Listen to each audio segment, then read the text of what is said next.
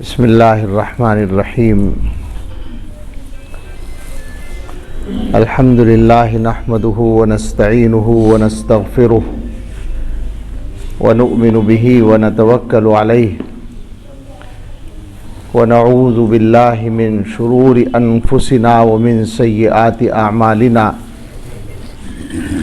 من يهده اللہ فلا مضل له ومن يضلله فلا هادی له ونشهد أن لا إله إلا الله وحده لا شريك له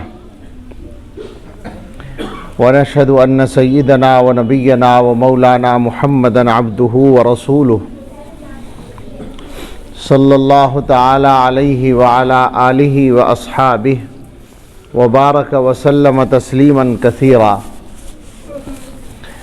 أما بعد فأعوذ بالله من الشيطان الرجيم بسم اللہ الرحمن الرحیم انا عرضنا الامانة على السماوات والارض والجبال فابین ان يحملنها واشفقن منها وحملها الانسان انه كان ظلوما جهولا صدق اللہ العظیم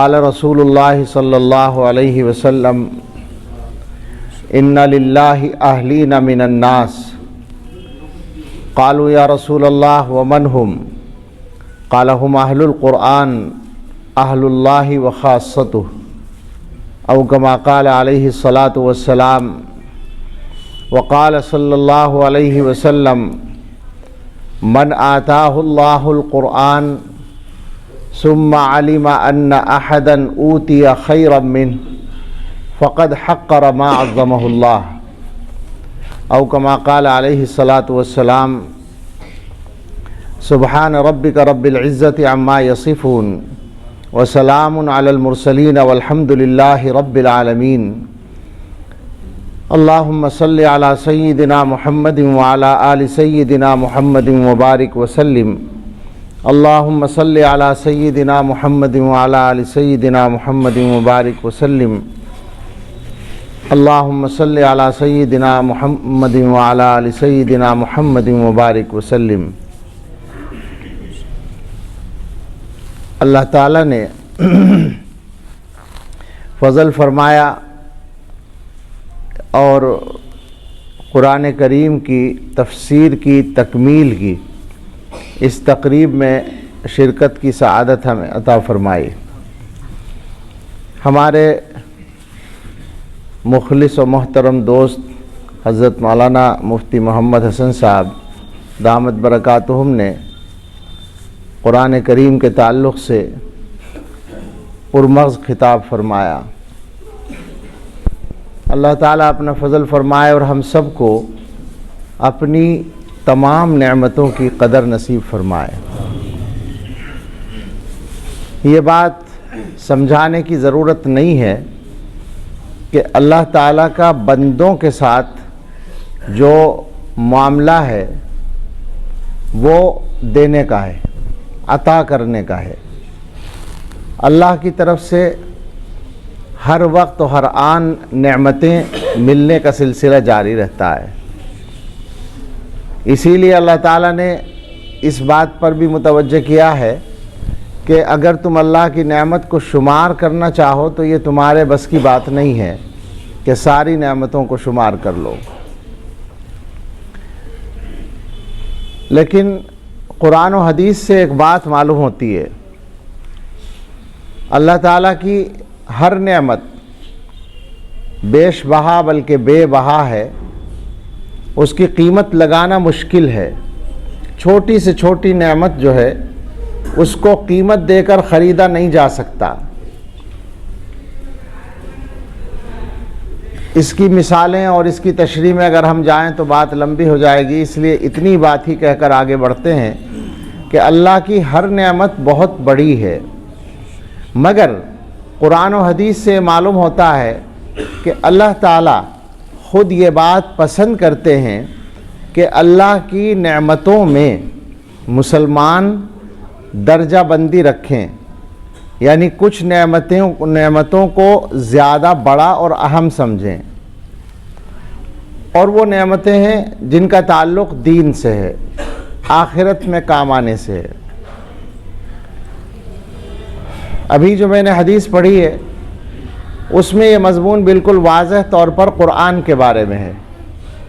حضور علیہ الصلاۃ والسلام نے ارشاد فرمایا کہ جس شخص کو اللہ تعالیٰ قرآن دے دیں اور پھر وہ یہ سمجھے کہ کسی کو اس سے اچھی کوئی چیز دی گئی ہے، یعنی قرآن والا دنیا کی کسی اور نعمت کو قرآن سے اچھا سمجھنے لگے، تو اس نے اس کلام کی توہین کر دی جس کو اللہ نے عظمت عطا کی ہے۔ اب آپ سمجھ لیں کہ ان الفاظ سے کیا معلوم ہوتا ہے کہ اللہ تعالیٰ یہ چاہتے ہیں کہ مسلمان یہ ذہنوں میں بٹھا لیں کہ اللہ کی جو نعمت بشکل قرآن ہمارے پاس ہے اس کے مقابلے کی کوئی اور نعمت نہیں ہے دنیا میں۔ قرآن کریم میں آپ نظر ڈالیں، جگہ جگہ باری تعالیٰ کا انداز بیان یہ بتا رہا ہے کہ اللہ تعالیٰ بندوں کے ذہنوں میں قرآن کی اہمیت واضح کرنا چاہتے ہیں، بٹھانا چاہتے ہیں۔ جو آیت میں نے پڑھی ہے اس آیت میں ایک لفظ آتا ہے امانت، اور امانت سے اللہ نے کیا مراد لیا ہے اس میں بہت سے اقوال ہیں مفسرین کے، مگر اس میں ایک مشہور قول قرآن کا بھی ہے۔ اللہ تعالیٰ فرماتے ہیں کہ ہم نے امانت کو پیش کیا آسمانوں کے سامنے، زمین کے سامنے، پہاڑوں کے سامنے، یعنی وہ مخلوقات جن کے سامنے انسان بہت چھوٹا سا ہے۔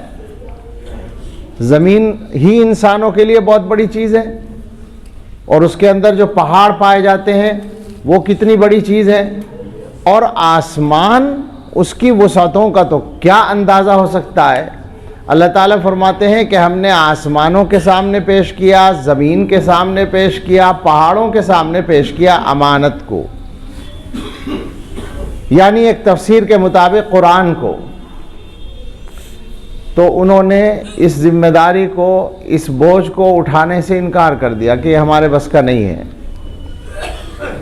انسان نے اٹھا لیا، ہم نے انسان کو دیا، انسان نے لے لیا۔ انسان تو ہی بیوقوف، انہ کان ظلوما جہولا، اپنے اوپر زیادتی کرنے والا اور نادان ہے۔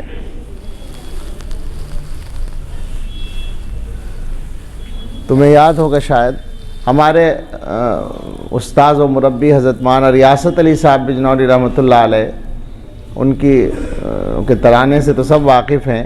ایک بچے کے ختم قرآن کے موقع پر حضرت نے ایک نظم فرمائی تھی، عجیب تھی وہ۔ اس کا ایک شعر جو ہے وہ یاد آتا ہے ایسے موقع پر، بچے کو مخاطب کر کے فرماتے ہیں کہ زمین و آسماں جس کا تحمل کر نہیں پائے، زمین و آسماں جس کا تحمل کر نہیں پائے، مبارک ہو کہ وہ بار امانت تم اٹھا لائے، وحملھا الانسان۔ تو اللہ تعالیٰ بھی گویا یہ ذہنوں میں بٹھانا چاہتے ہیں کہ تم اللہ کے کلام کو بڑا سمجھو۔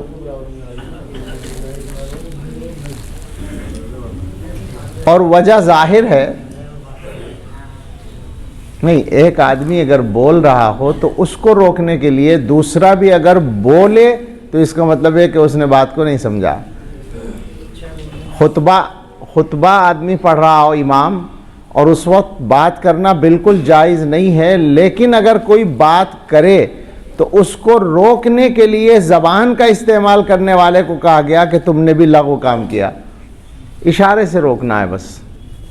اور جب یہ بات آ گئی تو آج کل عجیب قصہ ہو رہا ہے میرے ساتھ، مجھے روزانہ تقریباً کہیں جانا پڑ رہا ہے، اور روزانہ پابندی سے ایک بات کہنے کی ضرورت یا تو سامنے آ جاتی ہے یا ذہن میں پہلے سے رہتی ہے، تو میں کہتا ہوں، وہ آپ سے بھی کہتا ہوں، چونکہ ہم لوگ جو بات کرتے ہیں یہ ہمارے علماء، ہمارے بڑوں کے طریقے پر چلنے والے علماء، یہ کوئی رسم ادا کرنے کے لیے نہیں ہوتا۔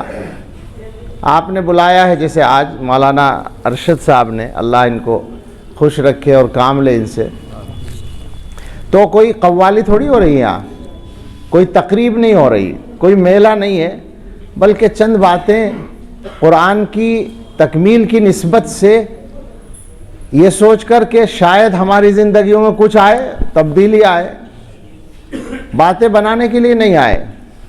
اور اگر کبھی باتیں بناتے رہے ہوں مسلمان، سمجھ لیں کہ اب باتیں بنانے کا وقت ختم ہو گیا، اب فتنے ہی نہیں خطرے دروازے پہ آ چکے ہیں۔ اب بھی اگر بدلے نہیں تو آگے کہنے کی ضرورت نہیں، ڈر لگتا ہے کہتے ہوئے بھی، اور آپ سمجھ لیں کہ اگر اب بھی نہیں بدلیں تو کیا ہو سکتا ہے۔ اللہ میاں بالکل محتاج نہیں ہے ہمارے، یہ یاد رکھیں ہمیشہ، اللہ بے نیاز، اللہ کا دین بے نیاز۔ اللہ کو نمازیں پڑھنے والوں کی ضرورت نہیں ہے۔ اللہ میاں نے دکھا دیا، مسجدیں کھڑی تھیں، سارا کچھ ڈھانچہ موجود تھا، نمازیں پڑھنے کی اجازت نہیں تھی۔ حکومتوں نے کر دیا، اللہ نے کیا۔ ہم نے اس زمانے میں یہ شعر لکھا تھا اداریے میں کہ عامر عثمانی کا شعر ہے، میں نے پڑھا تو نہیں، سنا ہے۔ در پہ سجدے کی اجازت کو غنیمت جانو، اس نے حق یہ بھی اگر چھین لیا کیا ہوگا۔ اسے ضرورت نہیں ہمارے سجدوں کی۔ حدیث میں حضور علیہ الصلاۃ والسلام نے صاف لفظوں میں بتایا ہے کہ لو ان اولکم وآخرکم وانسکم وجنکم کانوا علی اتقى قلب رجل منکم ما زاد ذلک فی ملکہ شیئا، اگر پہلے والے لوگ اور بعد والے لوگ اور تمام انسان اور تمام جنات سب مل کر اللہ کے سامنے ایسے ہو جائیں جیسے سب سے بڑا متقی انسان، اتنے عبادت گزار بن جائیں، ڈرنے والے بن جائیں، تو اللہ کی بادشاہت میں، اللہ کی عظمت و بڑائی میں کچھ بھی اضافہ نہیں ہوگا۔ اور اگر یہ سارے کے سارے لوگ کانوا علی افجر قلب رجل منکم، تم میں جو سب سے زیادہ نافرمان آدمی ہے اس کی طرح بن جائیں سارے انسان، تو اللہ تعالیٰ کی شان میں ذرہ برابر کمی نہیں آئے گی۔ ساری دنیا اللہ کی باغی بن جائے، اللہ میاں کی صحت پہ کوئی فرق پڑنے والا نہیں ہے، اللہ کی ذات پر، اللہ کی شان پر۔ تو ہم لوگوں کو اپنے آپ کو بدلنے کی ضرورت ہے۔ تو جو بات میں کہہ رہا تھا روزانہ کہنی پڑ رہی ہے وہ یہ ہے، اگر آپ عمل کا وعدہ کریں تو میں کہوں، میں تقریر وقریر نہیں کر رہا، باتیں کر رہا ہوں آپ سے، ایک بات کا عہد کر لیں، یہ مسجد میں زور سے بولنا، دینی ضرورت کے علاوہ دنیا کی تو باتیں ہی کرنے کی اجازت نہیں ہے، لیکن اگر کوئی ضرورت کی بات ہے تو بلند آواز سے کرنا یہ ناجائز ہے، حرام ہے۔ اچھا، ناجائز تو بہت سے کام ہوتے ہیں، یہ ان کاموں میں سے ہے جن کی وجہ سے حدیث کہتی ہے کہ مصیبتیں نازل ہوتی ہیں۔ اذا فعلت امتی 15 خصلۃ حل بها البلاء، حضور نے ایک حدیث میں 5 چیزیں بیان کی ہیں کہ جب 15 چیزیں کہ جب میری امت وہ 15 کام کرے گی تو اس پر مصیبتیں آئیں گی۔ اس میں وارتفعت الاصوات فی المساجد، مسجدوں میں آوازیں بلند ہونے لگیں۔ تو آپ سب ایک بات کا وعدہ کریں، مجھ سے کیا وعدہ کریں، میں آپ سے کون پوچھنے والا ہوں، اپنے اللہ سے وعدہ کریں کہ آج کے بعد مسجد میں آپ کی آواز بلند نہیں ہوگی۔ اپنے لیے، یہ اللہ کے لیے نہیں ہے۔ مسجد ہمارا گھر نہیں ہے، ہمارا حال عجیب ہے، ہم مسجد میں آتے ہیں جیسے اپنے گھر میں داخل ہو رہے ہوں۔ آپ بتائیں نا موڈ کیا ہوتا ہے ہمارا، بدلتا ہے کچھ؟ گھر سے آ رہے ہیں مسجد میں تو مسجد میں آ کے موڈ بدلتا ہے، کیفیت بدلتی ہے، کوئی ڈر کوئی خوف پیدا ہوتا ہے؟ کچھ بھی نہیں ہوتا، جیسے باتیں کرتے آ رہے تھے باتیں کرتے ہوئے داخل ہو جاتے ہیں، باتیں کرتے رہتے ہیں۔ تکبیر شروع ہو جاتی ہے، باتیں ہو رہی ہیں، تکبیر شروع ہو رہی ہے اور لوگوں کو آگے کی صف میں بلانے کے لیے زور زور سے شور مچایا جا رہا ہے۔ جمعے کے دن کیا ہوتا ہے ہر مسجد میں، امام سورہ فاتحہ شروع کر چکا اور ادھر سے صفیں سیدھی ہو رہی ہیں آواز کے ساتھ۔ چھوڑ دیں اس کو، طے کر لیں بالکل اپنی آواز مسجد میں نکالنی ہی نہیں ہے انشاءاللہ۔ کیوں؟ ہم کیوں مصیبتوں کے آنے کا سبب بنے؟ اللہ کے گھر میں اللہ سے ڈرتے ہوئے آنا چاہیے۔ آج ہی میں نے دلی میں جمعیت علماء میں بیان کرتے ہوئے ایک جملہ کہا اور کل بھی کہیں کہا تھا کہ ہمیں حکم تو یہ ہے کہ ہم جہاں بھی رہیں اللہ سے ڈریں، اور ہمارا حال یہ ہے کہ ہم مسجد میں بھی اللہ سے نہیں ڈرتے، اور کہیں تو کیا ڈریں گے؟ بہت خراب صورتحال ہے۔ طے کر لیں اپنے آپ کو بدلنا ہے. مجھے 2-4 باتیں اسی طرح کی کرنی تھیں اور کر لوں گا میں ابھی بھی، لیکن آپ یہ طے کر کے بیٹھیں. ہر آدمی غور کرے کہ میرے اندر کیا کیا چیزیں پائی جاتی ہیں جو اللہ کو ناپسند ہیں، مجھے ان کو چھوڑنا ہے. اس لیے کہ اللہ کے ہاں جانے کی نوبت کب آ جائے، بلاوا کب آ جائے، کچھ پتہ نہیں ہے. یہ تسلی، جھوٹی تسلی دلوں سے نکال دیجئے کہ ابھی ہم بہت دن زندہ رہیں گے. آنکھوں سے دیکھ رہے ہیں نا، اپنی عمر والوں کو دفن کر چکے ہیں، اپنے سے چھوٹوں کو دفن کر چکے ہیں، تو پھر کیا اطمینان ہے اپنے بارے میں. اچانک آتی ہے، پہلے سے پتہ نہیں ہوتا. بیمار بھی ہے تب بھی اچانک آتی ہے موت. جس وقت موت آتی ہے اس سے 2 منٹ پہلے بھی پتہ نہیں ہوتا کہ موت ہے. تو بدل لیں، اپنے آپ کو بدلنے کی فکر کریں. مسجدوں میں آواز بلند کرنا تو بالکل چھوڑ دیں. میں سچ کہتا ہوں، میں آپ دیکھ رہے ہیں میں نرمی سے بات کرنے کی مجھے عادت ہے، لیکن اس معاملے میں میرا جی چاہتا ہے کہ اگر کوئی آدمی نہ مانے تو ڈنڈے سے اسے روکوں. میں سچ کہتا ہوں، جذبہ یہ ہے، اس لیے کہ بہت بدترین بات ہے. مسجد میں آ کے بے تکلفی کا کیا مطلب ہے؟ ڈی ایم کی میٹنگ میں جانے کا موقع مل جائے تو کریں گے بے تکلفی وہاں. ڈی ایم تو بہت بڑی چیز ہے. تھانے داری کے یہاں جا کے چپ ہو جاتے ہیں، بولتی بند ہو جاتی ہے. کیا کرتا ہے آدمی؟ اللہ تو احکم الحاکمین ہے. اللہ کے گھر میں داخل ہونا چاہیے ڈرنے کی حالت میں. تو بات ادھر چلی گئی، کیا کہہ رہا تھا؟ ہاں، اللہ تعالیٰ نے یہ چاہا کہ بندوں کی سمجھ میں آئے کہ یہ اللہ کا کلام ہے اور یہ اللہ تعالیٰ کی سب سے بڑی نعمت ہے. ہمارا جو مسئلہ ہے اس زمانے میں مسلمانوں کا، وہ یہ ہے کہ اسے کیا کہیں گے انگلش میں، ترجیح جس کو اردو میں کہتے ہیں. ہماری ترجیحات ٹھیک نہیں جی، پریفرنس. ہماری ترجیحات نمبر 1 پر کیا چیز رکھیں، نمبر 2 پر کیا رکھیں. 2 ہی چیزیں ہیں، ایک دنیا ہے اور ایک آخرت ہے. ہمارا فائدہ اس میں ہے کہ آخرت کو نمبر 1 پر رکھیں، دنیا کو نمبر 2 پر رکھیں. ہم نے الٹا کر رکھا ہے، دنیا کو نمبر 1 پر کر لیا، آخرت کو نمبر 2 پہ کر دیا. سارا کام بگڑ گیا. اب اس پر آپ چاہے جتنی تفصیل کر لیں، اگر وقت ہو تو تفصیل کریں، سنیں. اشارہ میں کرتا ہوں، آپ سوچئے پھر بیٹھ کر. حرام پیسہ کمانے کا موقع ایک آدمی کو ملتا ہے، اچھی آمدنی ہو جائے گی، دنیا کا فائدہ ہے، آخرت کا نقصان ہے. مجھے بتائیں مسلمانوں کی اکثریت کیا کرتی ہے ایسے موقع پر؟ اس فائدے کو حاصل کرتی ہے یا آخرت کی وجہ سے چھوڑ دیتی ہے؟ اسی دنیا کو حاصل کرتی ہے. کیا ہے یہ؟ اس کا مطلب ہے کہ ہم نے معاملہ گڑبڑ کر رکھا ہے، الٹ دیا ہے. یہی بات کہنی ہے کہ اللہ تعالیٰ قرآن کے بارے میں جو بات کر رہے ہیں وہ یہ سمجھانا چاہتے ہیں کہ یہ سب سے عظیم چیز ہے. تم پیسے کو بڑا سمجھتے ہو، اللہ کی نظر میں وہ بڑا نہیں ہے. اللہ کی نظر میں قرآن بڑا ہے، قرآن والا بڑا ہے، علم والا بڑا ہے. اور اس کا یہ مطلب بالکل نہ سمجھے کہ میں مولویوں کی فضیلت بیان کرنے بیٹھ رہا ہوں. ہو سکے بعض لوگ یہ سوچے کہ تو مولوی تو اپنی فضیلت پہ گفتگو کرتے ہیں. ہماری فضیلت نہیں، جس کے پاس علم ہو اور علم کے مطابق عمل ہو. مفہوم اس کا یہ ہے کہ جو اللہ سے ڈرتا ہو، عالم ہی وہ ہے اصل میں. انما یخشی اللہ من عبادہ العلماء. تو علم جو ہے، دین کا علم، قرآن کا علم، وہ بڑا ہے، دنیا بڑی نہیں ہے، پیسہ بڑا نہیں ہے.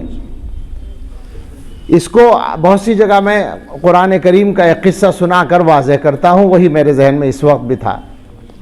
اللہ تعالیٰ نے تو قرآن میں یہ بتایا ہے کہ 2 قسم کے لوگ ہوتے ہیں دنیا میں. ایک وہ ہوتے ہیں جو دنیا کو چاہتے ہیں، ایک وہ ہوتے ہیں جو آخرت کو چاہتے ہیں. دنیا کو چاہنا اصل میں کافروں کا کام ہے، آخرت کو چاہنا ایمان والوں کا کام ہے. اور یہ بات قرآن کی آیت سے معلوم ہوتی ہے، من کان یرید العاجلۃ عجلنا لہ فیہا ما نشاء لمن نرید. جو دنیا کو چاہتا ہے ہم اس کو دنیا میں دے دیتے ہیں جتنا چاہیں اور جس کو چاہیں.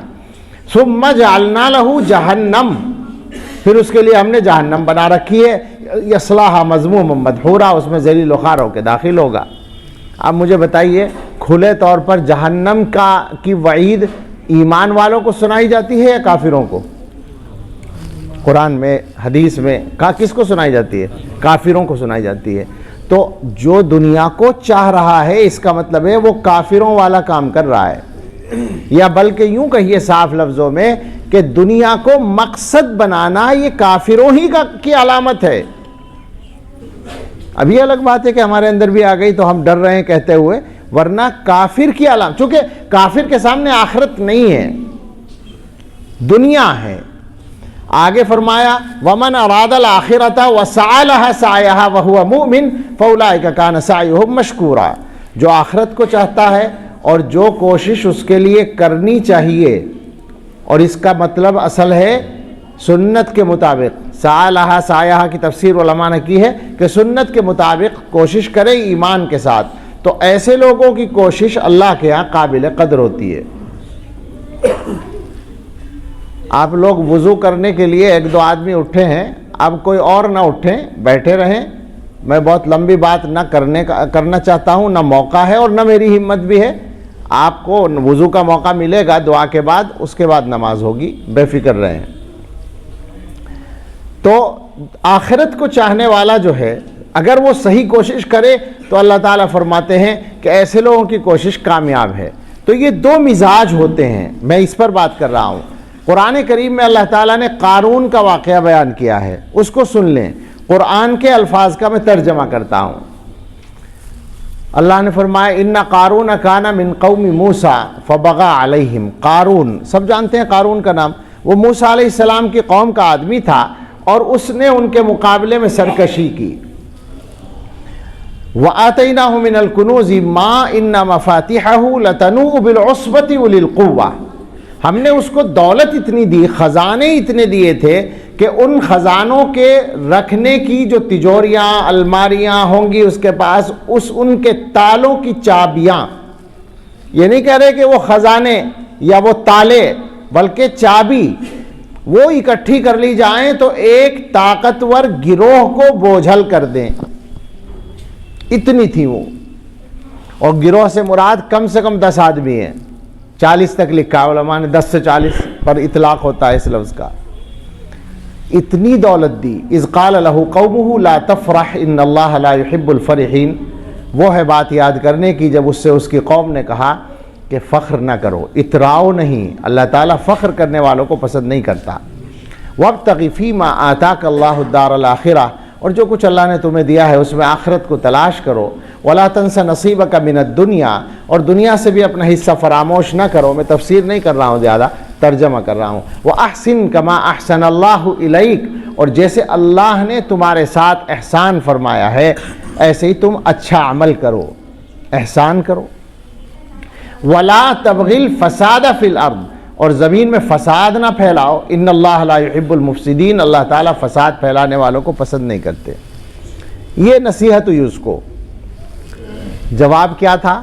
باری تعالیٰ فرماتے ہیں قال، اس نے کہا انما اوتیتہ علی علم عندی، یہ مال یہ دولت جو مجھے ملی ہے یہ میری قابلیت میرے ہنر کی بنیاد پر ملی ہے۔ اب بتائیں ہمارے زمانے میں اگر کوئی مالدار ہوتا ہے کیا اس کے دماغ میں یہی خناس نہیں ہوتا؟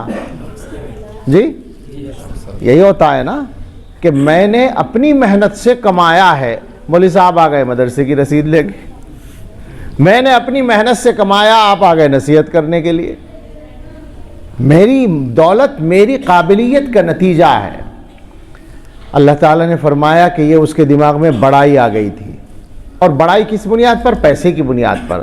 پیسے کی وجہ سے بڑائی کس کے دل میں آئے گی؟ جو پیسے کو بڑا سمجھتا ہوگا، مجھے یہ کہنا ہے دنیا کو بڑا سمجھتا ہوگا وہی بڑائی محسوس کرے گا۔ ورنہ دنیا کے اندر پیسے والے ایسے بھی ہوئے ہیں جن کے یہاں دنیا خوب آئی اور ان کی نظر میں کوئی اس کی حیثیت نہیں ہوئی، بہت مثالیں ہیں، اس کے بیان کا موقع نہیں۔ اللہ فرماتے ہیں اولم یعلم، اسے پتہ نہیں ان اللہ قد اہلک من قبلہ من القرون من هو اشد منہ قوۃ واکثر جمعا، کہ اللہ تعالیٰ نے اس سے پہلے بہت سی ایسی قوموں کو ہلاک کیا ہے جن کی طاقت بھی اس سے زیادہ تھی اور بھیڑ اور مجمع بھی اس سے زیادہ تھا۔ آج کل انہی دو چیزوں پہ فخر ہوتا ہے، میری طاقت زیادہ، میرے ووٹ زیادہ، میرا خاندان بڑا، میری پارٹی بڑی، میرا گروہ بڑا، میرے ساتھ گاؤں کی زبان میں لٹھ زیادہ ہیں، یہ طاقت ہوتی ہے۔ آدمی اس پہ فخر کرتا ہے۔ اللہ تعالیٰ کے سامنے کسی بھی طاقتور کی طاقت نہیں چلتی۔ آگے فرمایا وَلَا يُسْأَلُ عَنْ ذُنُوبِهِمُ الْمُجْرِمُونَ، اور جب کوئی مجرم بن جاتا ہے تو پھر اب اس سے گناہ کو پوچھا نہیں جاتا کیا کیا تھا۔ یہ اللہ نے قارون کے بارے میں ایک تمہیدی بات فرمائی، اس کا تعارف کرا دیا۔ آگے ایک واقعہ سنایا، وہ سب کو معلوم ہے، اس واقعے میں ہی اصل میں وہ مضمون واضح ہو رہا ہے قرآن میں۔ فخرج علی قومہ فی زینتہ، قارون ایک دن اپنی قوم کے سامنے نکلا اپنی زینت کے ساتھ۔ اپنی زینت کا مطلب اپنی نمائش کے ساتھ، اس کے پاس جو دولت تھی اس کا مظاہرہ کیا اس نے۔ کرتے ہیں نا لوگ مظاہرہ، شان دکھاتے ہیں، طاقت دکھاتے ہیں، الیکشن میں جیت جائیں تو جلوس نکالتے ہیں، اور کچھ احمق جو ہیں اپنی بیٹیوں کا جہیز دکھاتے ہیں لوگوں کو۔ ان کو کیا کہا جائے احمق کے علاوہ؟ اپنی بچی کو دے رہے ہیں اور دنیا کو دکھا رہے ہیں۔ کیا تک ہے اس بات کا؟ پانی مرتا ہے حضرت، ان سب باتوں میں بہت جگہ پانی مرتا ہے۔ ہم لوگ رسم و رواج کے پابند، عورتوں کی رسموں کے پابند، ویسے اپنے آپ کو مرد کہتے ہیں اور عورتوں کے حکم سے سرتابی کرنے کی گنجائش نہیں۔ شادی کے معاملے میں تو یہی ہوتا ہے نا۔ ایک مولانا تھے، بڑے عالم تھے، لیکن مزاحیہ انداز میں کہا کرتے تھے کہ جب شادی طے ہو جاتی ہے کسی گھر میں تو اب یہ بھی طے ہو جاتا ہے کہ اب اس گھر میں رسول کی نہیں چلے گی، وہ جو رسولن بیٹھی ہے اس کی چلے گی۔ سنتوں نہیں ہوں گی، رسمیں پوری ہوں گی۔ خیر بات ادھر چلی جائے گی۔ اللہ فرماتے ہیں کہ نمائش نکالی، مظاہرہ کیا اس نے، اپنی شان و شوکت کے ساتھ نکلا۔ اب جب کوئی چیز اس طرح سے دکھائی جاتی ہے تو دیکھنے والے تماشا دیکھتے ہیں۔ قرآن کے بیان سے یہ بات سمجھ میں آ رہی ہے کہ وہاں تماشا دیکھنے والے عام طور پر بنی اسرائیل کے ہی لوگ ہوں گے، چونکہ وہ انہی کی برادری کا تھا تو وہ تو سب اہل ایمان تھے، تو زیادہ تر دیکھنے والے وہی تھے، مگر مزاج میں گڑبڑ تو ان کے بھی آئی تھی، ہمارے یہاں بھی آئی ہے۔ دو طرح کے لوگ وہاں تھے ایسا معلوم ہوتا ہے۔ اللہ فرماتے ہیں قال الذین یریدون الحیاۃ الدنیا یا لیت لنا مثل ما اوتی قارون انہ لذو حظ عظیم۔ جو لوگ دنیا کی زندگی کو چاہتے تھے، سمجھ لیجئے گا الفاظ، جو لوگ دنیا کی زندگی کے چاہنے والے تھے انہوں نے یوں کہا۔ کیا کہا یہ میں بعد میں بتاؤں گا، پہلے آپ سے ایک درخواست ہے، غور سے سن کر مجھے بتائیے گا اگر ہم اس کی جگہ ان کی جگہ ہوتے ہم اس کے علاوہ کچھ اور کہتے یا بالکل وہی بات کہتے؟ ذرا غور کر لیجئے گا۔ یعنی ہمارے زمانے میں اگر قارون اپنا مظاہرہ کرتا، یا ہمارے زمانے کا کوئی قارون، ہمارے زمانے کا کوئی مالدار اپنی شان دکھائے، بلڈنگ بنا کر دکھائے، اور صاحب اپنا کاروبار پھیلا کر دکھائے، یا بہت بڑی دعوت کر کے دکھائے شادی بیاہ میں، کوئی بھی بات، کوئی بھی طریقہ ہو، تو ہمارا رد عمل کیا ہوتا ہے ذرا غور کیجئے گا۔ اللہ فرماتے ہیں کہ ان لوگوں نے کہا جو دنیا کی زندگی کو چاہتے تھے، دو باتیں کہیں، میں دونوں کو پوچھ رہا ہوں، کاش ہمیں بھی اتنا ہی مل جاتا جتنا قارون کو ملا ہے۔ بتائیے ہماری اکثریت یہی نہیں کہے گی؟ کہے گی کیا کہتی ہے؟ جب کسی کا بڑا مکان نظر آتا ہے تو یہی تمنا، کاش ہمارا بھی ایسا بن جاتا۔ جب کسی کے ہاں بڑی شادی نظر آتی ہے، کاش ہم بھی ایسی کر سکتے۔ پیسہ، دنیا کی شان نظر آتی ہے تو تمنا۔ ایمانداری سے سوچ کے بتائیں کبھی کسی عالم یا حافظ قرآن کو دیکھ کے بھی تمنا ہوئی؟ اگر وہ مالدار نہیں ہے، یہ قید لگانی پڑے گی، اگر وہ مالدار نہیں ہے کبھی تمنا ہوئی ہے کہ کاش ہم بھی ایسے ہوتے، جو دولت اللہ نے اسے دی ہمیں بھی دے دی ہوتی؟ سوچئے، بتائیے، ایسی تمنا آتی ہے ہم لوگوں کے دلوں میں؟ تو بگاڑ تو ہمارے یہاں بھرا ہوا ہے نا۔ ایک بات تو یہ کہی انہوں نے کہ کاش ہمیں بھی اتنا مل جاتا جتنا قارون کو ملا ہے، اگلا ٹکڑا ہے یہ قارون بڑی قسمت والا آدمی ہے. بتائیے کیا ہم مالداروں کو یہ نہیں کہتے کہ اللہ نے ان کو بڑا نوازا ہے؟ یہی لفظ ہے. جب تعارف کرایا جاتا ہے تو یہی کرایا جاتا ہے کہ حضرت ان سے ملیے، اللہ نے ان کو بڑا نوازا ہے. اور میں منہ پھٹ آدمی، بعض جگہ میں نے کہہ دیا کہ اگر اللہ نے دین کے ساتھ نوازا ہے، پیسہ دیا ہے تو واقعی نوازا ہے، اور اگر دین کے ساتھ نہیں ہے تو پھر یوں ہونا چاہیے تعارف کہ اللہ نے ان بیچاروں کو بڑی آزمائش میں ڈالا ہے.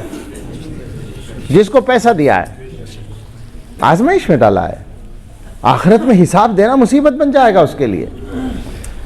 تو اب آپ دیکھیں وہ مزاج جو وہاں تھا وہی یہاں ہے. دنیا کے چاہنے والوں نے کہا کہ کاش ہمیں بھی اتنا ہی مل جاتا جتنا قارون کو ملا ہے، یہ قارون بڑی قسمت والا آدمی ہے. وہاں کچھ اللہ والے بھی کھڑے ہوں گے، ہر جگہ ہوتے ہیں. اللہ والوں کا جو ذکر ہے وہ لفظ وہ ہم مولویوں کے غور کرنے کا ہے. اللہ فرماتے ہیں وقال الذین اوتوا العلم، ان لوگوں نے کہا جن کو علم دیا گیا تھا. یہ میں علماء سے اس لیے کہہ رہا ہوں، کہتا ہوں ہر جگہ. پہلا جملہ تھا کہ ان لوگوں نے کہا جو دنیا کو چاہتے تھے، تو اب ہونا یہ چاہیے تھا کہ ان لوگوں نے کہا جو آخرت کو چاہتے تھے. جی مقابلہ ہے نا بھئی، اس دنیا کے مقابلے میں آخرت کا ذکر آنا چاہیے، مگر وہ لفظ نہیں استعمال کیا. فرمایا ان لوگوں نے کہا جن کو علم ملا تھا. اس کا مطلب یہ کہ جس کو علم ملا ہو وہ آخرت ہی کو چاہتا ہے، دنیا کو نہیں چاہتا. اب اگر علم کے بعد بھی ہم دنیا ہی کو چاہیں تو اس کا مطلب علم نہیں ملا. علم وہی ہے جو آخرت کی طرف لے جاتا ہے. اور بے فکر رہیں، آخرت والا علم اگر ہے تو دنیا بھاگ کے نہیں کہیں جائے گی، پیچھے پیچھے پھرے گی. یہ بھی پکی بات ہے، پریشان ہونے کی ضرورت نہیں ہے. اتتہ الدنیا وہی راغمۃ، حدیث کے الفاظ ہیں. تو علم والوں نے کہا ان سے، پہلے والوں سے ڈانٹا، بلکہ یوں کہہ لیں وَيْلَكُمْ، تمہارا ناس ہو، کیا بات کرتے ہو تم کہ قارون جیسا ہمیں بھی دے دیتے، اللہ تعالیٰ بڑی قسمت والا آدمی ہے. ارے بھائی کمال کر دیا. قسمت تو اصل آخرت کا مسئلہ ہے. ثواب اللہ خیر لمن آمن وعمل صالحا، اللہ کا ثواب زیادہ بہتر ہے ہر اس آدمی کے لیے جو ایمان لائے اور نیک عمل کرے. ولا یلقاها الا الصابرون، مگر یہ ایمانی کیفیت صبر کرنے والوں ہی کو عطا کی جاتی ہے. اس کے لیے صبر کرنا پڑتا ہے. اس کے بعد کیا ہوا؟ وہ مظاہرہ ختم ہو گیا اور دو تبصرے سامنے آ گئے، ایک دنیا کو چاہنے والوں کے اور ایک آخرت کو چاہنے والوں کا. اب آگے اللہ تعالیٰ بتاتے ہیں فَخَسَفْنَا بِهِ وَبِدَارِهِ الْأَرْضَ. اللہ تعالیٰ کی مشیت تھی قارون کو عذاب دینے کی، تو ہم نے قارون، اللہ فرماتے ہیں ہم نے قارون کو اور اس کے گھر کو زمین میں دھسا دیا. سب کو پتا ہے عذاب آیا اور اس کا بڑا سا مکان تھا، مکان کیا محل تھا، وہ زمین میں بیٹھنے لگا. اور وہ گھبرا رہے ہیں سب گھر والے، وہ بھی اسی میں ہے، اور آہستہ آہستہ وہ نیچے چلا گیا. اوپر زمین آ گئی، کچھ بھی نہیں رہا، ناپید ہو گیا. فما كان له من فئة ينصرونه من دون الله وما كان من المنتصرين. اب کوئی گروہ ایسا نہیں تھا جو اللہ کے مقابلے میں اس کی مدد کر سکے، اور وہ خود بھی کامیاب ہونے والا نہیں تھا. اب کیا ہوا؟ اب یہ ہوا کہ وہ لوگ جو کل تمنا کر رہے تھے کہ کاش ہمیں بھی اتنا ہی مل جاتا جتنا قارون کو ملا ہے، انہیں عقل آ گئی. لگتا ہے وہ ایمان والے لوگ تھے. وَأَصْبَحَ الَّذِينَ تَمَنَّوْا مَكَانَهُ بِالْأَمْسِ يَقُولُونَ. وہ لوگ جو کل قارون کی جگہ کی تمنا کر رہے تھے وہ اب کہنے لگے اللہ اکبر وَيْكَأَنَّ اللَّهَ يَبْسُطُ الرِّزْقَ لِمَنْ يَشَاءُ مِنْ عِبَادِهِ وَيَقْدِرُ. دیکھو جی ایسا معلوم ہوتا ہے کہ اللہ تعالیٰ اپنے بندوں میں سے جس کو چاہتے ہیں کشادہ روزی دیتے ہیں، جس کو چاہتے ہیں کم دیتے ہیں. یعنی اللہ تعالیٰ کی حکمت اور تقسیم ہے. یہ نہیں ہے کہ وہ جس کو زیادہ دیا وہ بڑا خوش قسمت آدمی ہے، وہ اللہ کی تقسیم کا معاملہ ہے. لولا امن اللہ علینا لخسف بنا، اگر اللہ نے ہم پہ احسان نہ کیا ہوتا تو ہمیں بھی زمین میں دھسا دیتا. آ گئی عقل، سمجھ میں آ گیا. اگر ہم قارون جیسے ہوتے تو انجام بھی قارون جیسا ہوتا. وَإِكَأَنَّهُ لَا يُفْلِحُ الْكَافِرُونَ. بھائی ایسا معلوم ہوتا ہے کہ کافر لوگ کامیاب نہیں ہوتے، منکر لوگ کامیاب نہیں ہوتے، ناشکر کامیاب نہیں ہوتے. یہ سارا واقعہ سنانے کے بعد باری تعالیٰ نے ایک ٹکڑا اور ارشاد فرمایا ہے، ایک آیت تلک الدار الآخرۃ نجعلها للذین لا یریدون علوا فی الارض ولا فسادا والعاقبۃ للمتقین.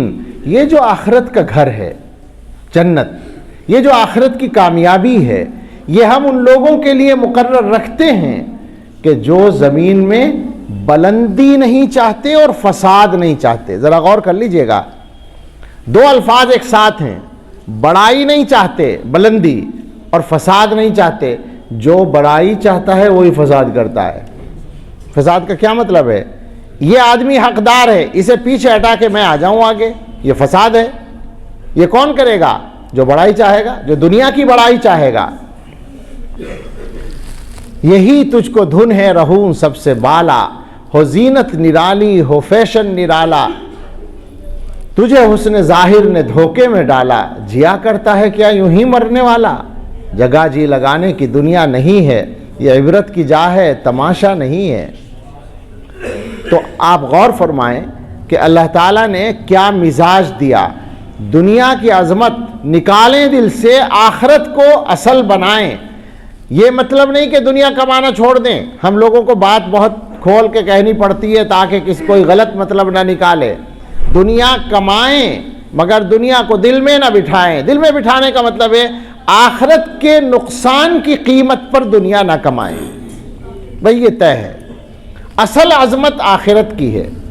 تو قرآن کریم کا معاملہ یہی ہے کہ قرآن آخرت سے تعلق رکھتا ہے بنیادی طور پر، لیکن ظاہر ہے کہ قرآن مسلمانوں کے لیے صرف آخرت کے ثواب کی چیز نہیں ہے، بلکہ دنیا میں اللہ کی مرضی کے مطابق زندگی گزارنے کی تفصیل بھی قرآن ہے.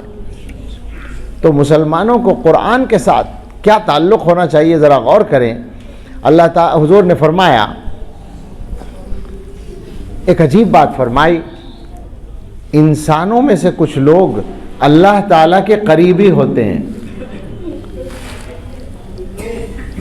انسانوں میں سے کچھ لوگ اللہ تعالیٰ کے قریبی ہوتے ہیں. ذرا غور کریں، ہمیں بڑے بڑے لیڈروں کا قریبی ہونے کا موقع مل جائے تو ہم کتنے خوش ہوتے ہیں. کیا خیال ہے؟ دنیا کا کوئی آدمی، بڑا آدمی آ جائے، ہماری کوشش ہوتی ہے کہ اس کے ساتھ ایک فوٹو ہمارا ہو جائے، اور اگر اخبار میں چھپ جائے تو سبحان اللہ، پھر کی تو کیا ہی کہنے. سوچیں ذرا، اللہ کے قریبی ہونے کا موقع مل جائے بندے کو، اس سے بڑی سعادت کیا ہو سکتی ہے. لفظ استعمال کیا اہل کا، اور اہل کہتے ہیں گھر والوں کو.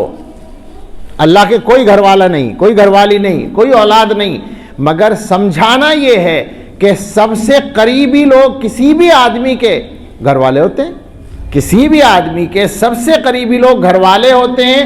جس طرح سے انسان کے سب سے قریبی لوگ گھر والے ہوتے ہیں، اللہ کے بھی اسی طرح کچھ قریبی لوگ ہوتے ہیں. صحابہ نے پوچھا کون ہوتے ہیں وہ؟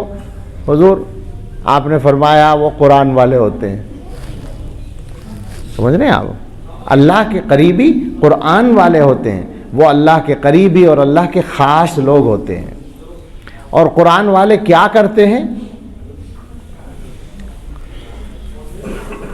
میں اپنی بات ختم کرنا چاہتا ہوں، لیکن قرآن والوں کو بھی تو کوئی پیغام جائے. حضرت عبداللہ ابن مسعود رضی اللہ تعالیٰ عنہ حضور علیہ الصلاۃ والسلام کے بہت ہی اہم اور مشہور صحابی ہیں. صحابہ میں حضرات خلفائے راشدین کے بعد ان کو سب سے بڑا عالم کہا جا سکتا ہے. انہوں نے بہت ساری ایسی حکمت اور نصیحت کی باتیں ارشاد فرمائی ہیں کہ وہ سب کے کام کی ہیں. انہوں نے فرمایا ہے کہ ینبغی لحامل القرآنی، علماء بھی بڑی تعداد میں ہیں، ذرا اس لیے یہ میں سنا دینا چاہتا ہوں، ترجمہ کر دیتا ہوں، سمجھ ہی جائیں گے. حامل قرآن کے لیے مناسب ہے. مناسب کا مطلب یہ نہیں کہ ضروری نہیں ہے، مناسب کا مطلب ہے اس کے شایان شان یہ بات ہے، اور اس کے علاوہ غیر مناسب ہے. حامل قرآن کے لیے مناسب ہے ان یعرف بلیلہ اذا الناس نائمون، کہ اس کو اس کی رات سے پہچانا جائے جب لوگ سو رہے ہوں. سمجھ رہے ہیں آپ؟ اللہ ہمیں بنا دے ایسا. وَبِنَهَارِهِ اذا النَّاسُ مُفْطِرُونَ، اور اس کو اس کے دن سے پہچانا جائے جب لوگ روزہ چھوڑے ہوئے ہوں، یعنی لوگوں نے افطار کر رکھا ہے اور وہ روزہ رکھے ہوئے ہیں۔ وَبِحُزْنِهِ إِذَا النَّاسُ يَفْرَحُونَ، اور اس کو اس کے غم سے پہچانا جائے جب لوگ خوش ہو رہے ہوں۔ غفلت والی خوشی لوگوں کو جیسے ہم لوگوں کا حال ہے نا اس زمانے میں، سچ کہتا ہوں میں تو کسی شمار میں نہ قطار میں، لیکن ڈر لگتا ہے، بار بار طبیعت پر ڈر غالب ہوتا ہے کہ ہماری قوم میں غفلت کس درجے کی ہے۔ سارے کام معمول کے مطابق ہو رہے ہیں، شادی بیاہ بھی ویسی حماقتوں کے ساتھ ہو رہے ہیں جیسے ہوتے آ رہے تھے، کاروبار بھی انہی غلطیوں کے ساتھ ہو رہے ہیں جیسے ہوتے آ رہے تھے، بچوں کی تعلیم و تربیت کی طرف سے بھی وہی غفلت چل رہی ہے جو اب تک چل رہی تھی۔ کون سا کام ہے جو ہم ٹھیک کر رہے ہیں؟ یہ خطرناک بات ہے۔ حامل قرآن جو ہوتا ہے اسے فکر ہوتا ہے، حامل قرآن تو سب کو ہونا چاہیے امت میں۔ فرماتے ہیں وَبِحُزْنِهِ إِذَا النَّاسُ يَفْرَحُونَ وَبِبُكَائِهِ إِذَا النَّاسُ يَضْحَكُونَ، اور اس کو اس کے رونے سے پہچانا جائے جب لوگ ہنس رہے ہوں۔ وَبِصَمْتِهِ إِذَا النَّاسُ يَخُوضُونَ، اور اس کو اس کی خاموشی سے پہچانا جائے جب لوگ بیہودہ باتیں کر رہے ہوں۔ علماء اور حاملین قرآن ان کی شان یہ ہے۔ وَبِخُشُوعِهِ إِذَا النَّاسُ يَخْتَالُونَ، اور اس کو پہچانا جائے اس کی عاجزی سے، تواضع سے جب لوگ اکڑ رہے ہوں۔ وَيَنبَغِي لِحَامِلِ الْقُرْآنِ، اور حامل قرآن کے لیے مناسب ہے أَن يَكُونَ بَاكِيًا حَكِيمًا حَلِيمًا سَكِينًا، کہ وہ رونے والا ہو، وہ دانش مند ہو، وہ بردبار ہو، وہ پرسکون ہو۔ ولا ينبغي، اور یہ مناسب نہیں ہے لحامل القرآن، حامل قرآن کے لیے ان يكون جافیا ولا غافلا ولا صیاحا ولا حدیدا، جافی کہ وہ اکھڑ مزاج نہ ہو، بدگو نہ ہو، یہ مناسب نہیں کہ وہ بدگو ہو، نہ یہ کہ وہ غافل ہو، نہ یہ کہ وہ چلانے والا ہو، نہ یہ کہ وہ تیز مزاج ہو۔ حامل قرآن کی علامات، اس کی شان حضرت عبداللہ بن مسعود رضی اللہ تعالیٰ عنہ نے بتائی۔ بات کو ختم کرتے ہوئے آپ سب سے 2-3 باتیں کہہ کر دعا کریں گے۔ قرآن کی تفسیر پوری ہوئی ہے، مبارکباد بھی پیش کرتے ہیں آپ سب کو، مولانا ارشد صاحب کو بھی اور مسجد کے ذمہ داروں کو بھی کہ انہوں نے یہ نظم قائم کرایا، اور جن حضرات نے اس کو پورے سال 2 سال یا جتنے بھی سال وہ چلا ہے سلسلہ اس کو سنا ہے، ان سب کو بھی مبارکباد ہے۔ آپ اندازہ نہیں کر سکتے کہ قرآن کے پیغام کو، قرآن کی تعلیم کو، قرآن کے مفہوم کو عام کرنے کے لیے محنت کرنے کی کس قدر اس زمانے میں ضرورت ہو گئی ہے۔ آپ مبارکباد کے مستحق ہیں کہ آپ کی مسجد میں یہ عظیم الشان کام ہوا۔ اب 2-3 باتیں، 2-3 درخواستیں ہیں۔ ایک تو مولانا سے ہے کہ بسم اللہ، خیر الناس الحال المرتحل، سب سے اچھا وہ آدمی ہے جو منزل پر پہنچتے ہی سفر کی تیاری شروع کر دے۔ کیا خیال؟ اسی لیے اسی حدیث سے تو ثابت کرتے ہیں کہ تراویح میں آخری رکعت میں قل اعوذ برب الفلق قل اعوذ برب الناس مولانا نے ترجمہ ہی کیا تھا، اور دوسری آخری رکعت سے پہلی رکعت میں اور آخری رکعت میں الف لام میم پڑھی جاتی ہے۔ کیوں؟ تاکہ دوسرا قرآن شروع ہو جائے، تو اس لیے نئے سرے سے بسم اللہ کر دیں، یہ کام جاری ہو جائے۔ آپ سب سے یہ کہنا ہے، جو لوگ اس مسجد کے ہیں وہ اللہ کی بڑی نعمت سمجھ کر پابندی سے پورے وقت، جو بھی جتنا بھی وقت ہوتا ہے، میرے خیال سے لمبا تو نہیں ہوتا ہوگا۔ ہمارے زمانے میں ایک مسئلہ یہ ہو گیا کہ دین کی بات کرنے والے آدمی کے دماغ پہ یہ بوجھ رہتا ہے کہ ان بیچاروں کو تقاضا نہ ہو۔ اچھا، ان بیچاروں کا حال یہ ہے کہ ان بیچاروں کو دنیا کے تقاضے یہ اصل لگتے ہیں۔ معاف فرمائیے گا، میں ذرا بے تکلفی سے بات کرنے کی عادت ہے۔ ہم لوگوں کا حال یہی ہے کہ اگر ہمارے دنیاوی تقاضے میں کوئی خلل ہو رہا ہے تو ہم پریشان ہیں، دین کی بڑی سے بڑی قیمتی بات چھوٹ جائے ہمیں کوئی فرق نہیں پڑتا۔ تو آپ سب قدر کریں، اور جو دوسری مساجد کے لوگ ہیں وہ اپنی مساجد کے ائمہ اور علماء سے قرآن کریم کی تفسیر سننے کا آغاز کریں۔ ایک بات اور ہے، اور وہ یہ ہے کہ قرآن کی تفسیر سے بھی پہلے کا جو کام ہے وہ قرآن کے الفاظ کو پڑھنے کا ہے، اس کے بعد قرآن کو سمجھنے کا ہے۔ تو ہماری قوم میں ڈوب مرنے کا مقام ہے کہ ایک بڑی تعداد آج بھی پائی جاتی ہے جس نے قرآن پڑھا ہی نہیں ہے۔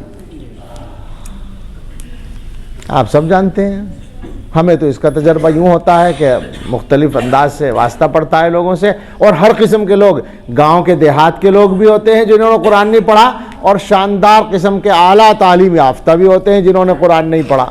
وہ سمجھ رہے ہیں کہ ہم نے اعلیٰ تعلیم حاصل کر لی، قرآن کے بغیر تعلیم اعلیٰ کیسے ہو گئی، ہماری سمجھ میں تو آتا نہیں، صاف بات ہے۔ اور سنیں، اللہ تعالیٰ کے یہاں جائیں گے نا تو ایک سوال وہاں ہوگا، اور وہ سوال سرسری سے نہیں ہوگا، بلکہ ایک بہت بڑی شخصیت کی شکایت ہوگی وہاں، بہت بڑی نہیں، سب سے بڑی شخصیت اللہ کے رسول صلی اللہ علیہ وسلم۔ قرآن میں ہے، میں اپنی طرف سے نہیں، حدیث کی بات بھی نہیں، قرآن کی بات ہے۔ وقال الرسول یا رب ان قوم اتخذوا هذا القرآن مہجورا، رسول کہیں گے قیامت میں، اے رب میری قوم نے اس قرآن کو چھوڑی ہوئی چیز بنا دیا تھا، چھوڑ کے رکھ دیا تھا۔ اور چھوڑنے کا کیا مطلب ہے؟ سب سے بڑا چھوڑنا تو یہی ہے کہ آدمی پڑھنا بھی نہ سیکھے، اور کسے کہیں گے چھوڑنا؟ اور علماء نے کہا ہے قرآن نہ پڑھنا یہ بھی چھوڑنا ہے، قرآن کو سمجھنے کی کوشش نہ کرنا یہ بھی اس کو چھوڑنا ہے، قرآن پر عمل نہ کرنا یہ بھی اس کو چھوڑنا ہے، قرآن کا انکار کرنا وہ تو ہے ہی چھوڑنا، اور قرآن کو چھوڑ کر اس سے ادنا چیز میں مشغول ہونا یہ بھی قرآن کو چھوڑنا ہے۔ آپ بتائیں، شکایت کرنے والے پیغمبر صلی اللہ علیہ وسلم ہوں اللہ کے دربار میں، اور ہم کھڑے ہوں وہاں، جواب ہوگا کسی کے پاس؟ نہیں ہوگا۔ دو باتیں، دو قسم کے لوگ ہیں، دونوں سے کہنا ہے۔ جو بڑے لوگ ہیں اور انہوں نے اب تک نہیں پڑھا ہے، طے کر لیں آج سے، پیچھے پڑ جائیں حفاظ و قراء اور علماء کے کہ ہمیں پڑھاؤ، ہم قرآن پڑھیں گے۔ طے کر لیں کہ ہر آدمی قرآن پڑھ کے رہے گا انشاءاللہ۔ اور یہ نہ سمجھے کہ ہماری عمر اتنی ہو گئی اب ہم کیا پڑھیں گے، شروع کر دیجئے۔ ہم نے 75 سال کے بوڑھوں کو حافظ بنتے دیکھا ہے، آسانی سے ہو جائے گا۔ اور اگر نہیں ہو سکا تو اللہ میاں کے ہاں کہہ تو سکیں گے کہ اللہ کوشش شروع کر دی تھی، ہو نہیں سکا، تو کچھ تو ہوگا کہنے کے لیے۔ تو ہر آدمی یہ ارادہ کر لے کہ قرآن ضرور پڑھنا ہے انشاءاللہ۔ اور جو بچے ہیں ان کے بارے میں ان کے بڑے طے کر لیں کہ ہر بچے کو قرآن ضرور پڑھانا ہے۔ اس کے بارے میں انشاءاللہ کا ارادہ نہیں ہے کیا؟ کوئی بچہ قرآن پڑھے بغیر نہ رہے۔ دنیا کے اندر جو حالات ہیں ان میں ہمارے پاس سب سے بڑا سہارا قرآن ہے، اور علماء نے کہا ہے، عجیب بات ہے، ہم لوگوں کو دنیا کی ضرورتوں کا زیادہ خیال رہتا ہے نا کہ روزی میں برکت ہو، فلاں ہو جائے، یہ ہو جائے، وہ ہو جائے، ہماری ضرورتیں پوری ہو جائیں۔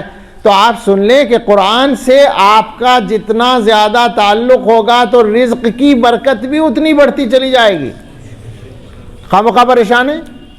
علماء نے کہا ہے کہ اشتغلنا بالقرآن فغمرتنا البرکات، ہم نے قرآن میں مشغولی کو اختیار کیا تو برکتوں نے ہمیں ڈھانپ لیا۔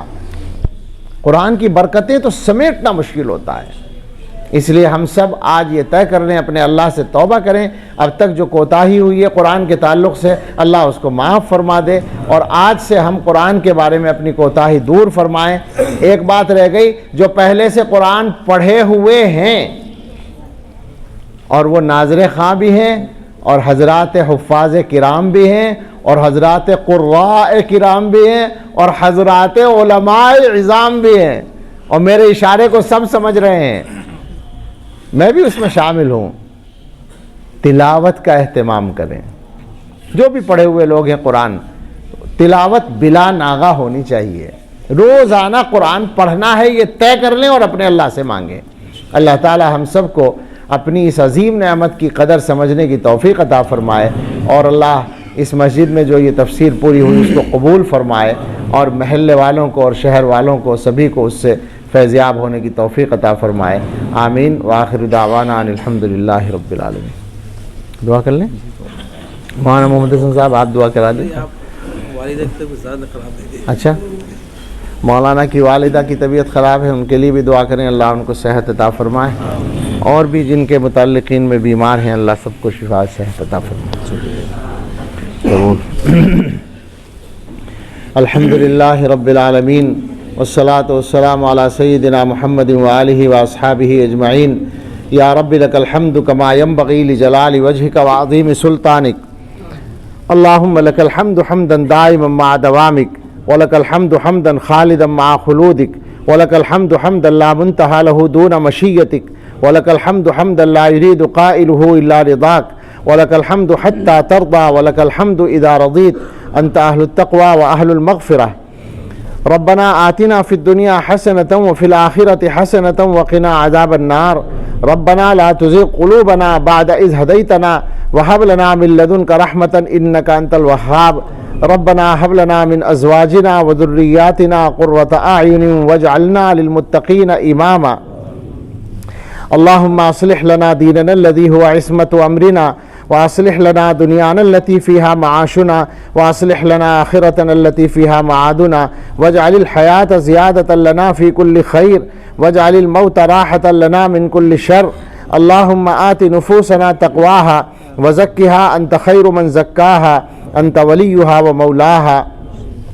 اللهم إنا نسألك بكل اسم هو لك سميت به نفسك أو أنزلته في كتابك أو علمته أحدا من خلقك أو استأثرت به في علم الغيب عندك أن تجعل القرآن العظيم ربيع قلوبنا وجلاء أحزاننا وذهاب همومنا. اللهم إنك لست بإله استحدثناه ولا برب يبيد ذكره ابتدعناه ولا عليك شركاء يقضون معك ولا كان لنا قبلك من إله نلجأ إليه ونذرك ولا أعانك على خلقنا أحد فنشركه فيك تباركت وتعاليت عما يقول الظالمون علوا كبيرا. اے اللہ، ہم آپ کے کچھ بندے، کمزور بندے، گناہگار بندے، عاجز و مسکین بندے آپ کی اس مسجد میں جمع ہیں، اور اے اللہ جمع ہونے کی تقریب یہ ہے کہ آپ کے کلام کی تفسیر بیان کی گئی ہے، وہ پوری ہوئی ہے۔ اے اللہ، ہمیں اس میں کوئی شک نہیں ہے کہ یہ مناسبت بہت مبارک ہے۔ اے اللہ، ہمارے اس جمع ہونے کو قبول فرما لیجئے اور اپنے فضل سے قرآن کریم کا علم اور اس پر عمل کی توفیق ہم سب کو اور پوری امت کو عطا فرما دیجئے۔ اے اللہ، اس موقع سے ہم ایک درخواست خاص طور سے کرتے ہیں، اور وہ درخواست ایسی ہے کہ ہر جگہ کرنی ہے، ہر وقت کرنی ہے، اور پھر بھی قبول ہو جائے تو ہمارا کام بن جائے گا، اور وہ یہ ہے کہ اللہ ہمارے گناہ معاف فرما دیجئے۔ اللہ، ہم نے اتنے گناہ اکٹھے کر لیے ہیں کہ ہم معافی کے لائق رہ نہیں گئے ہیں، مگر اے رب، آپ کی رحمتوں پہ آپ کی رحمتوں پہ بھروسہ ہے، آپ کی رحمتوں کا یقین ہے۔ اے اللہ، آپ کے پیغمبر صلی اللہ علیہ وسلم نے ہمیں آپ کی رحمتیں کھول کھول کے بتا دی ہیں۔ آپ نے خود قرآن کریم میں بتا دیا کہ آپ کی رحمت ہر چیز کو وسیع ہے۔ اے اللہ، ہمیں اس بات کا یقین ہے کہ ساری امت کے گناہ مل کر بھی آپ کی رحمت کے ایک قطرے کے برابر نہیں ہو سکتے۔ اے اللہ، گناہ اگر آپ نے معاف کر دیے، ہمارا کام بن جائے گا اور آپ کا کچھ بھی خرچ نہیں ہوگا، اور اگر آپ نے معاف نہیں کیا، بے شک یہ انصاف تو ضرور ہوگا، لیکن اے اللہ، ہم تباہ ہو جائیں گے اور آپ کا کوئی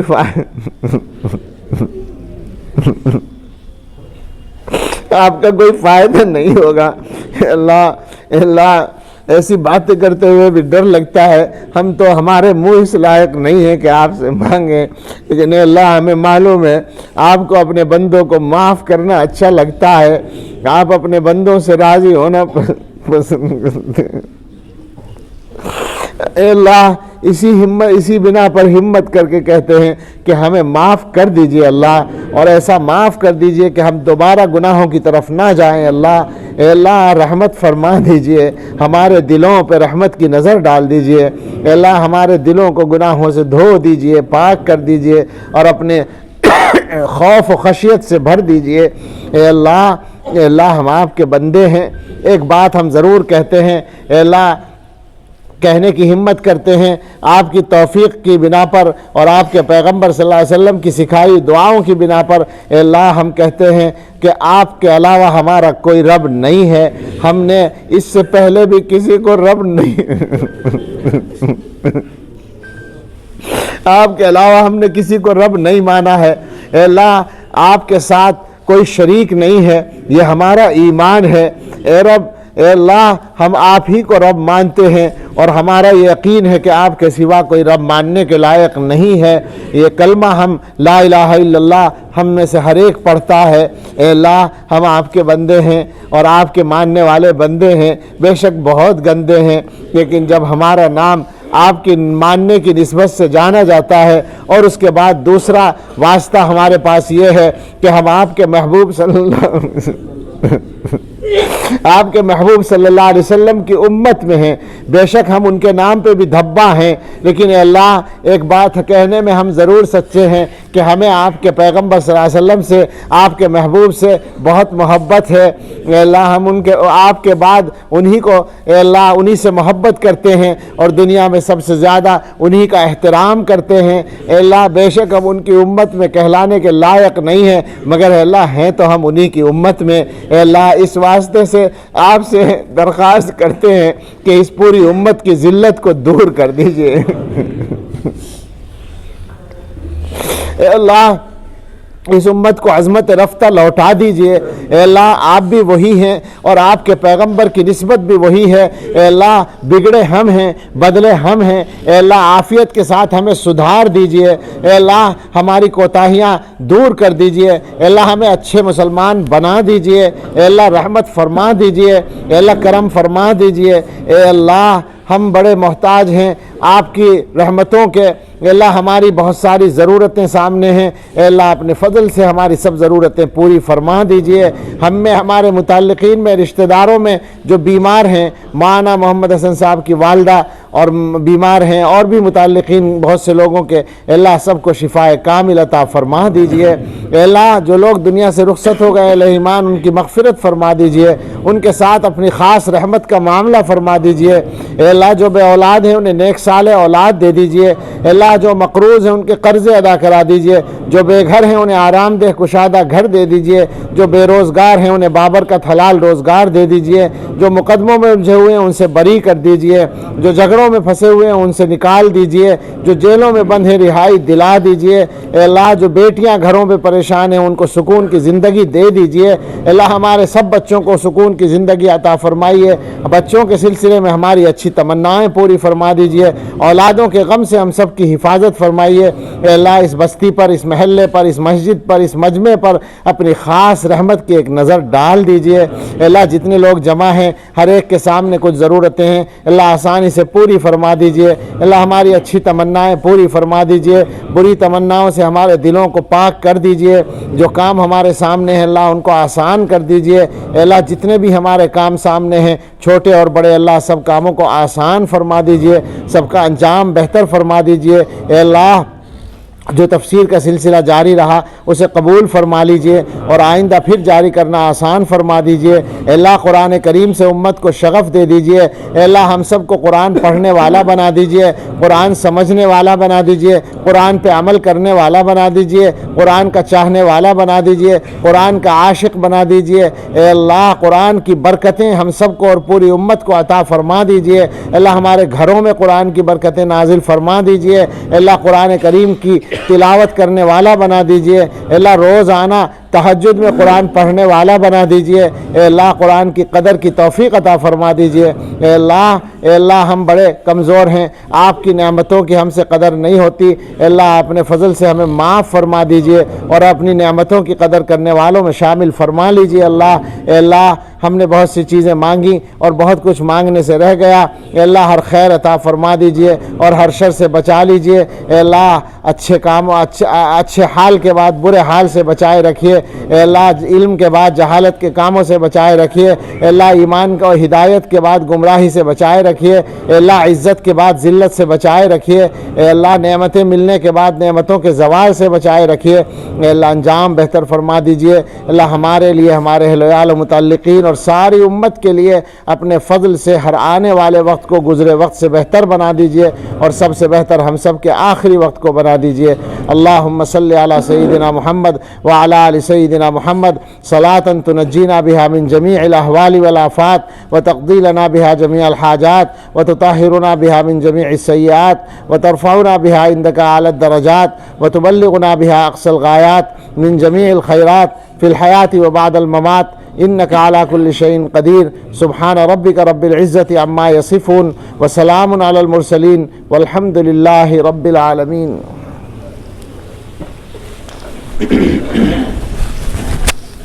اذان ہوگی 5 منٹ کے بعد نماز ہوگی انشاءاللہ. اور جو حضرات مسجدوں سے آئے ہوئے ہیں علماء کرام بھی ہیں حضرات بھی اور بھی جو ساتھی آئے ہوئے ہیں کھانے کا نظم کیا گیا ہے اوپر مسجد میں نماز کے بعد میں اس سے فارغ ہو کے جائیں اور جو 5 منٹ ہے وضو کرنے وضو کر لیں. اگر بیٹھے ہیں پریشان نہیں مسافر